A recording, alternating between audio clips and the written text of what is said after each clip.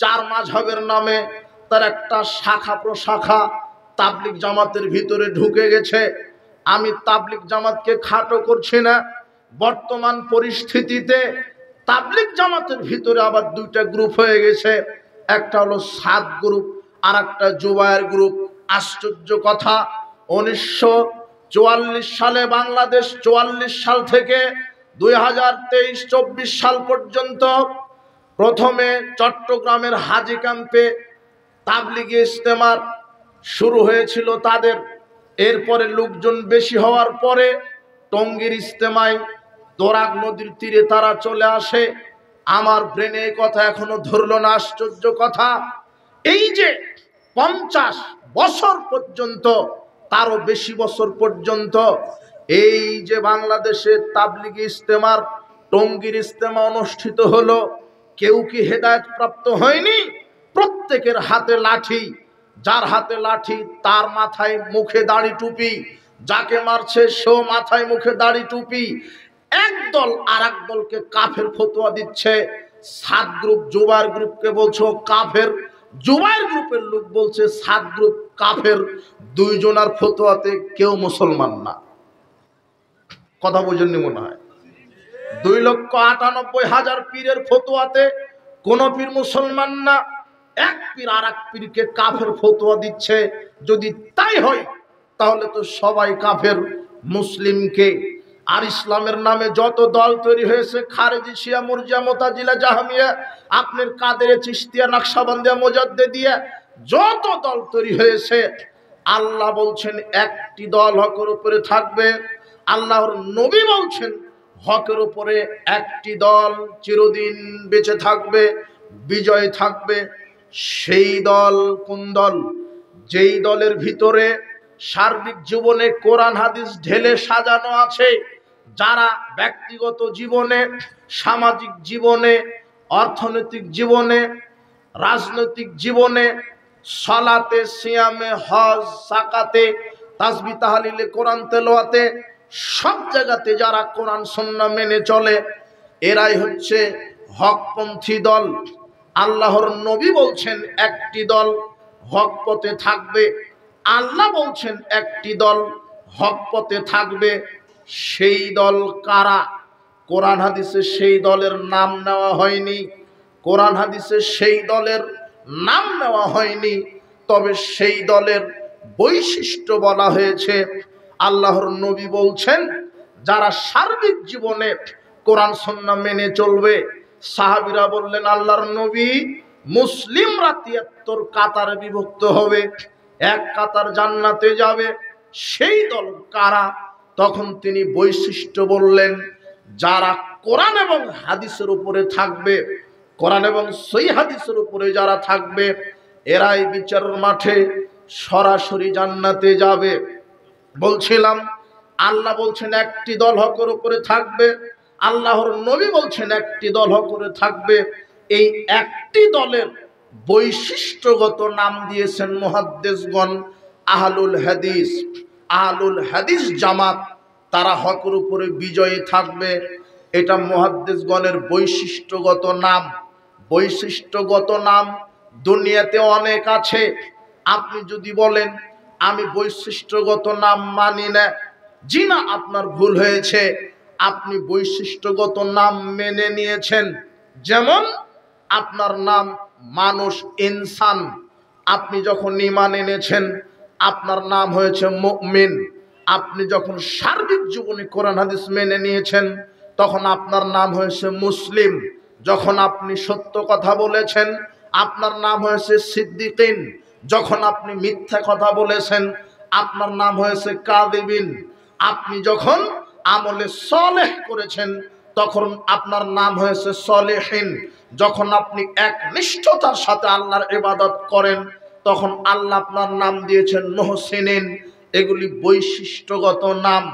আপনার নাম ইনসান, তবে আপনি এখন মুসলিম। আরে হিন্দুও মানুষ, খ্রিস্টানও মানুষ, আপনিও মানুষ। ওদের মধ্যে আর আপনার মধ্যে পার্থক্য কি? ওরা মানুষ, ওরা শয়তানের তৈরি করা দিন ধর্ম মানে, আর আমি মুসলিম, আমি আল্লাহ প্রদত্ত জীবন মানি। তাই তো আমার বৈশিষ্ট্যগত নাম, আমি মুসলমান। এটা আমার বৈশিষ্ট্যগত নাম। আমি জাতিতে মুসলিম। আমার নেতা ভ্রান্ত সত্য নেতা একজন মুহাম্মদ সাল্লাল্লাহু আলাইহি ওয়াসাল্লাম, যাকে আমরা সার্বিক জীবনে অনুসরণীয় অনুকরণীয় মানুষ হিসেবে মেনে চলি।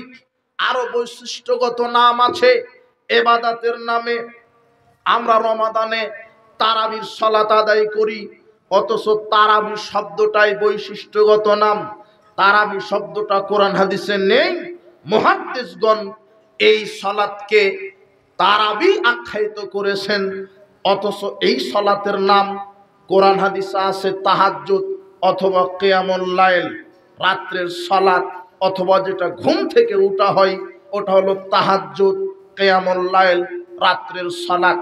কিন্তু মুহাদ্দিসগণ বৈশিষ্ট্যগত নাম দিয়েছেন কিয়ামুল লাইলের বৈশিষ্ট্যগত নাম হচ্ছে তারাবি, মানে রাহাতুন, প্রশান্তির সাথে, ধীর স্থিরতার সাথে, শান্তির সাথে যারা এই সালাত আদায় করে, প্রশান্তির সাথে, ধীর স্থিরতার সাথে সময় নিয়ে যেই সালাত আদায় করা হয় ওই সালাতের নাম হচ্ছে তারাবি। যদিও এদেশের এক শ্রেণীর পাগড়িওয়ালা হুজুর 5G 8G গতিতে তারাবি শেষ করে, একেবারে 20 মিনিট মেরে দিচ্ছে, 20 রাকাত তারাবি মেরে দিচ্ছে 15 মিনিটে। আপনি ক্যালকুলেটরে হিসাব করতে পারবেন না যে কোন সূরা কোন আয়াত কিভাবে পড়ছে।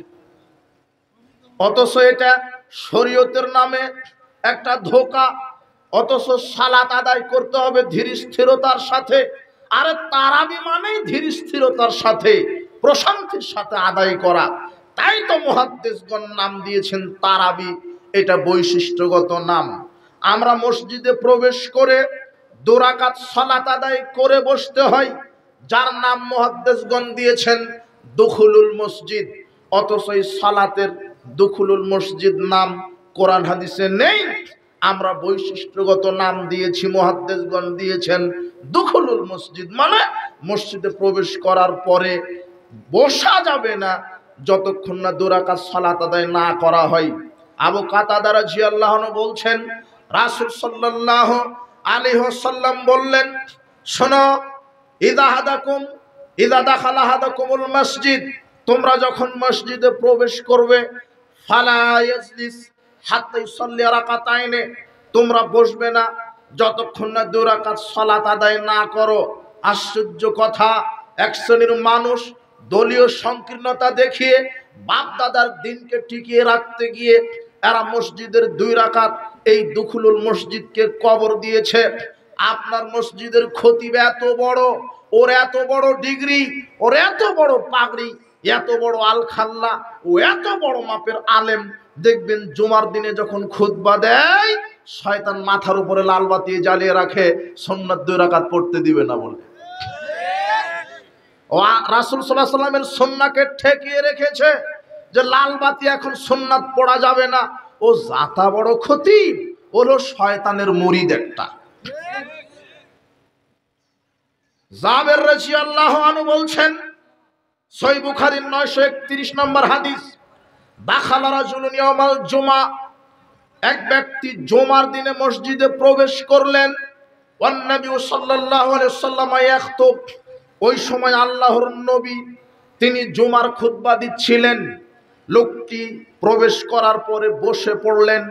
রাসূল সাল্লাল্লাহু আলাইহি ওয়াসাল্লাম তাকে জিজ্ঞাসা করলেন, আসাল্লাইতা, এই তুমি সালাত আদায় করেছো কি? লোকটি বললেন, লা, না আমি সালাত আদায় করিনি। কম, দাঁড়াও, সল্লি রাকাতাইনে, 2 রাকাত সালাত আদায় করো। সংক্ষিপ্ত ভাবে হলেও 2 রাকাত সালাত আদায় করে তারপরে বসো।